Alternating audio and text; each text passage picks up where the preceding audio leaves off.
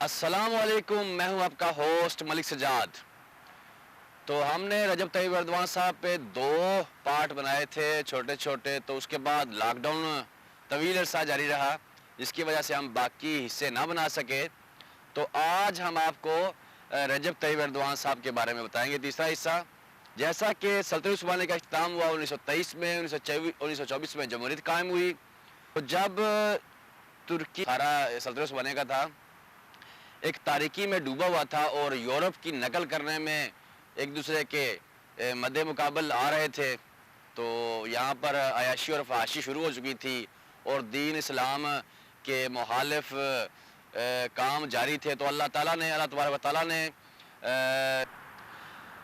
تو اس وقت جب سلطنت عثمانیہ کا اختتام ہو چکا تھا اور اسلام دشمن عناصر اپنی مسلمانوں کو، سلطنت عثمانیہ کے باقی بچے ترکوں اور جو یہاں پر ٹوپی پہننے والے لوگ تھے ان کو سزائے موت دی جا رہی تھی، داڑھی رکھنے والے انسانوں کو سزائے موت دی جا رہی تھی۔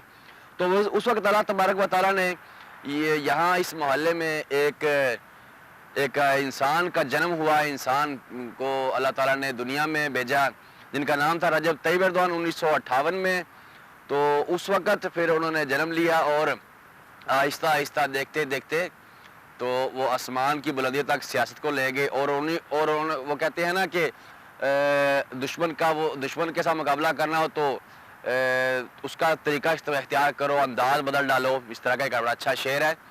تو انہوں نے جمہوریت میں ہی آ کر جو جہاں سے ہم نے پیچھے ختم کیا تھا اپنا پچھلا حصہ کہ 1999 میں انہوں نے ایک شعر بولا جس کی وجہ سے ان کو 3 مہینے سزا کاٹنی پڑی جیل میں۔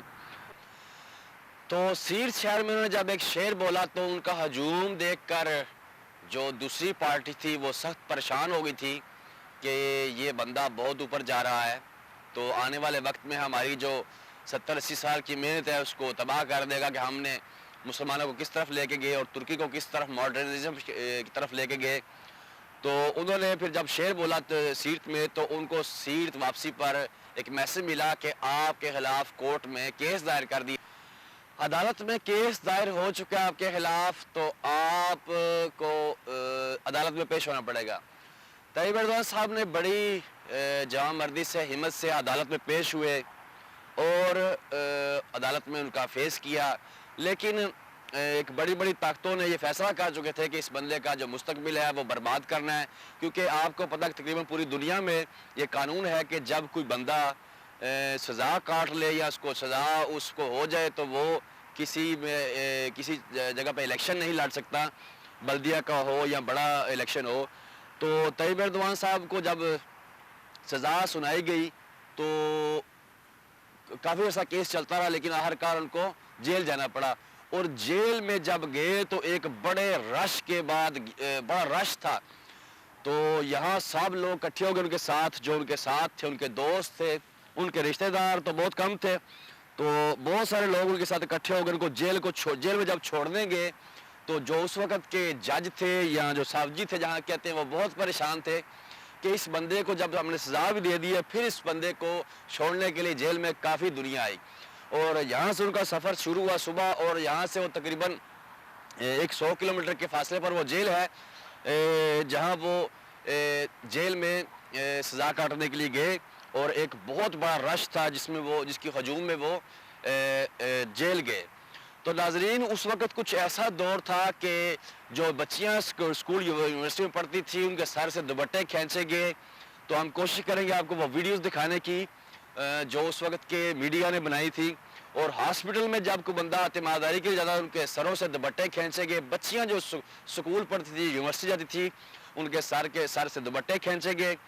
تو کچھ اس طرح کا نظام تھا کہ یہ بندہ شریعت لے آئے گا، شریعت سے وہ 33% لوگ جہاں جو CHP پارٹی ہے ترکی کی وہ ان چیزوں سے بڑی الرجی کرتی ہے، یہ ہمیں مولوی بنا دے گا، یہ ہمیں برقعوں میں لے آئے گا، جو برقعے میں پہننے پڑیں گے۔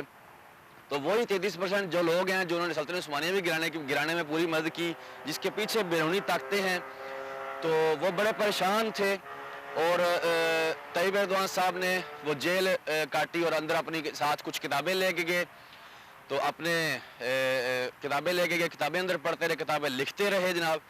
تو بڑی انہیں جوان مردی اور ہمت سے وہ جیل کاٹی ان کا اپنا.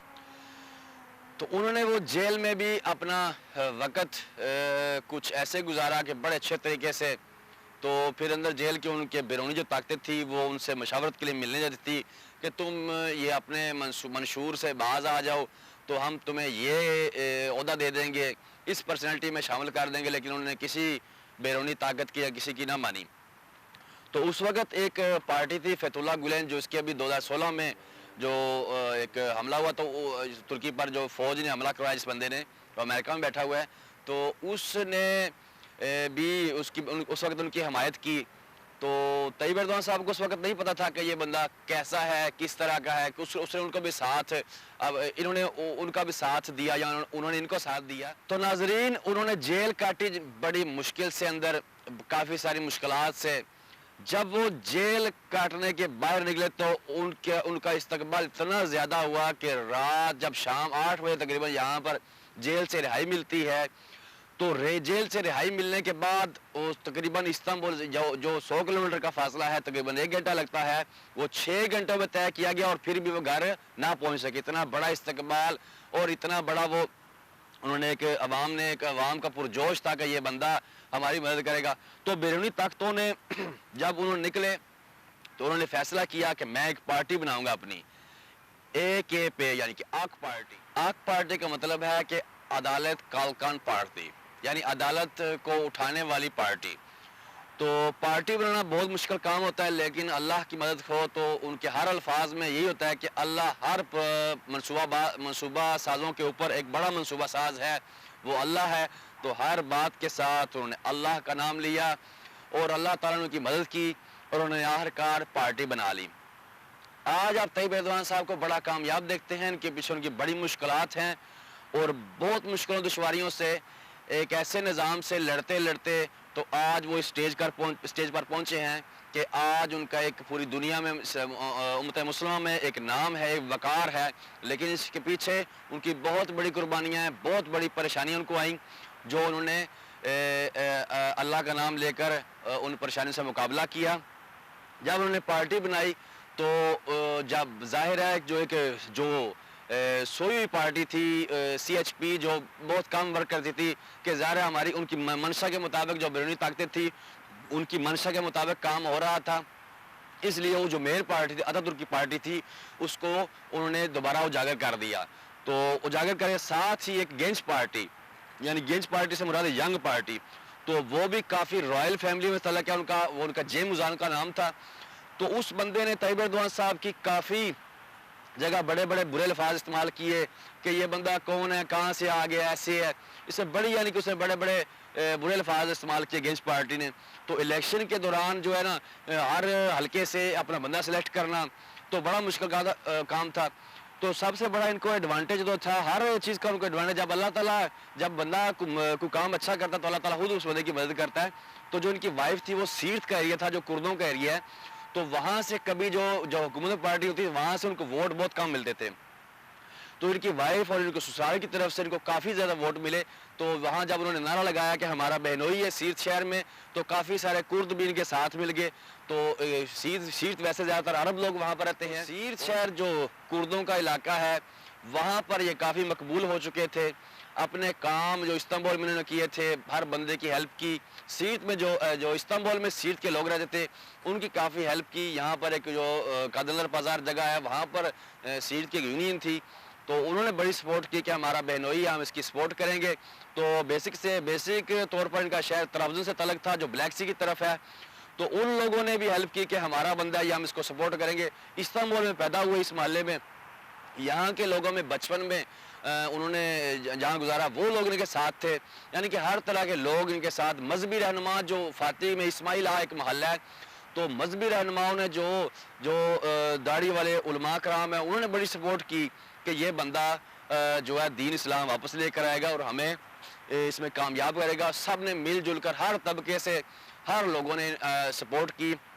تو مجھے اس طرح یاد ہے, میں یہیں پتہ اس وقت 99 میں, تو گلی محلوں میں جب جلسے نکلتے تھے تو بندے پریشان ہوتے تھے کہ کس کا جلسہ ہے. اسی دوران ایک اسمبلی میں ایک بہت بڑا واقعہ ہوا. ایک میروینگ کواکچے نام کی ایک ایمینی تھی جو الیکشن ون کر کے اسمبلی میں آئیں اور اسمبلی کے پہلے دن جب وہ اسمبلی میں داخل ہوئی تو اس وقت ایک ڈیموکرات سول پارٹی کی حکومت تھی، بلند اجوید اس کا نام تھا، جو اس وقت کا وزیر اعظم تھا.